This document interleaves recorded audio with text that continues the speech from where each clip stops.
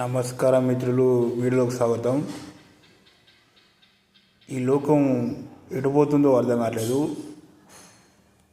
విషయం ఏమిటంటే, మంచి స్వామీజీ గురుదేవుల వంటి స్టేటస్లు వీడియోలు పెట్టినప్పుడేమో అవి ఎటుపో అంటే వాళ్ళు మహాదేవులు, అంటే వాళ్ళు అందించిన ఎన్నో వైద్యపరంగా కానీ ధ్యానపరంగా వాళ్ళు అందించిన వాటి వల్ల ఈరోజు ఒక మానవుడు అనేవాడు ప్రశాంతంగా తన పనిని తన వ్యాపారం చేయగలుగుతుంటే వాళ్ళ యొక్క సాధనలు మనం చేయడం వల్లనే యోగా కానీ ధ్యానం కానీ అనేక కానీ వారి యొక్క వీడియోలు కానీ స్టేటస్లు కానీ రావండి. అదే పనికిరాని వచ్చిరాని వాటికి అసలు ఎగబడి వస్తారు.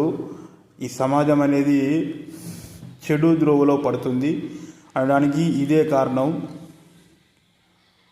ఆ గురుదేవులు అందించిన ఎన్నో సూత్రాలు, ఎక్సర్సైజులు, వ్యాయామాలు ఇవన్నీ అనుసరించడం వల్ల, ధ్యానం చేయడం వల్ల, మెడిటేషన్, ప్రాణాయామం ఇవన్నీ చేయడం వల్ల మన ఊపిరి శక్తి, మన మనోధైర్యం అన్నీ పెరిగి ప్రతి ఒక్క కార్యం చేయగలుగుతాం. కానీ సమాజం హైప్ ఎటుండే ఆ విధంగా ఉన్నది.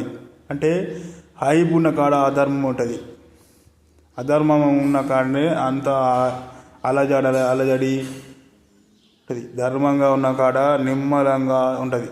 ధర్మం అనేది న్యాయం. ఆ ధర్మం తప్పినప్పుడు ఆ భగవంతుడు ఏదో రూపంలో మీకు చూపిస్తాడు. దాన్నే ధర్మం అనుకుంటారు. ఇప్పుడు ఇలాంటి చేయకండి. గురుదేవుల ఫోటోల స్టేటస్కు ఎక్కువ లైకులు రావు, చూడరు. అదే పని అయితే వందల వస్తాయి. కాబట్టి ఈ సమాజం, భారతీయ సమాజం అసలు మన నాగరికత ఏందో, మన పూర్వం ఏందో మనం తెలుసుకోవాలి. మన నాగరికత తెలిసినప్పుడు నువ్వు ఒక మనిషి, నువ్వు మామూలు మనిషి కాదు, నువ్వు ఒక యోధునివి, రాజు, అలాంటి పోవకు చెందిన వానివని నువ్వు తెలుసుకుంటావు. ఓ భారతీయుడా, తెలుసుకో. పాశ్చాత్య సంస్కృతి ప్రతి ఒక్కటి మనం అందించింది.